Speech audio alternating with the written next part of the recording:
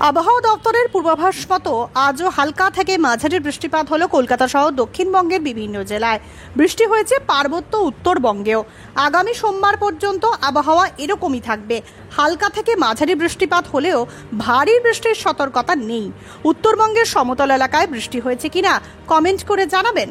বর্ষা ভালো হলেও আলুর দাম বাড়ার লক্ষণ নেই বঙ্গে। হিমঘর খোলার আগে থেকেই কখনো স্থিতিশীল, কখনো নিম্নমুখী থাকলেও ঊর্ধ্বমুখী হয়নি বাংলার আলুর বাজার।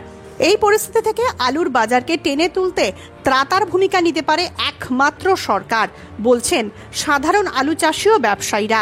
এবছর আলু লোডিংয়ের সময়ও ক্রমাগত কমছিল আলুর দাম, কিন্তু সেই সময় ন্যায্য মূল্যে সরকারের আলু কেনার ঘোষণায় বদলে গিয়েছিল পরিস্থিতিটা।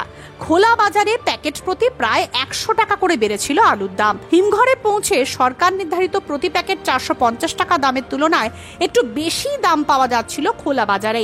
অনেকে আবার আরেকটু বেশি দামের আশায় আলু মজুত করেন হিমঘরে, ফলে সরকারকে সেভাবে কিনতেই হয়নি আলু। অধিকাংশ হিমঘরেই চোখে পড়েনি সরকারি উদ্যোগে আলু কেনার প্রক্রিয়া। কিন্তু বিপত্তি ঘটে হিমঘর বন্ধের পর থেকেই।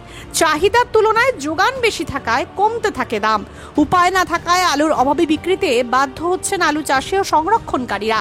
এই পরিস্থিতিতে দাঁড়িয়ে অধিকাংশ আলু চাষি ও ব্যবসায়ীরা চাইছেন আলুর দাম বাড়াতে হস্তক্ষেপ করুক সরকার। আলু নির্ভর গ্রামীণ অর্থনীতিকে বাঁচাতে চাষিদের থেকে আরও একবার ন্যায্য মূল্যে আলু কিনুক সরকার। আলু চাষি ও সংরক্ষণকারীদের দুরবস্থার কথা জানিয়ে ইতিমধ্যেই মুখ্যমন্ত্রীকে চিঠি দিয়েছে প্রগতিশীল আলু ব্যবসায়ী সমিতি। তার পরিপ্রেক্ষিতে বিভিন্ন জেলার কৃষি বিপণন দপ্তর থেকে সমিতির জেলা নেতৃত্বের সঙ্গে কিভাবে আলুর দাম বাড়ানো যায় তা নিয়ে আলোচনাও করা হয়, কিন্তু তারপর এ বিষয়ে আর কোনো পদক্ষেপই চোখে পড়েনি।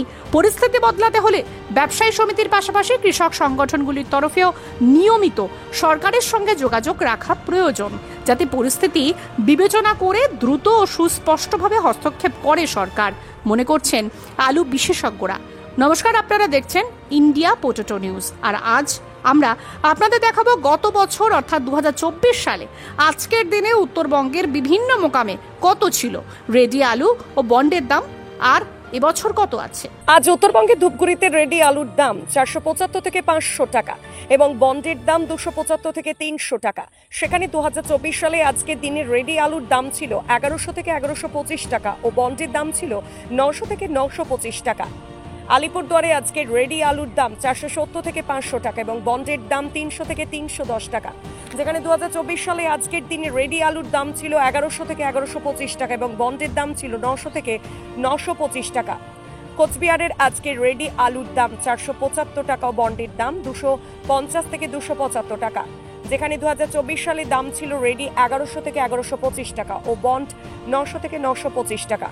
ফালাকাটা মোকামের আজকে রেডি আলুর দাম 475 থেকে 500 টাকা, বন্ডের দাম 300 থেকে 310 টাকা, যেটা 2024 সালে ছিল রেডি 1125 থেকে 1200 টাকা, বন্ড 900 থেকে 1000 টাকা। দিনহাটার আজকে রেডি আলুর দাম 475 টাকা, বন্ডের দাম 250 থেকে 275 টাকা। যেখানে 2024 সালে রেডি আলুর দাম ছিল 1100 থেকে 1125 টাকা এবং বন্ডের দাম ছিল 900 থেকে 925 টাকা। আজকের প্রতিবেদনটি এই পর্যন্তই। দেখা হচ্ছে পরবর্তী প্রতিবেদনে। ততক্ষণের জন্য ভালো থাকবেন, সুস্থ থাকবেন। জয় হিন্দ, জয় কিষান। আলুর সব খবর এখন একটা অ্যাপেই। আলুর প্রাত্যহিক বাজার দর, আলুর সর্বভারতীয় বাজার দর, আলুর সকালের বাজার দর, লোডিং আনলোডিং রিপোর্ট, বিগত 10 বছরের আলুর তথ্য, সারা ভারতবর্ষের 20,000 আলু চাষী ও ব্যবসায়ীদের তথ্য এখন আপনার হাতের মুঠোয়। প্লে স্টোর থেকে আজই ডাউনলোড করুন India potato market rate app. 2012 সাল থেকে প্রতি মুহূর্তে আপনার সঙ্গে।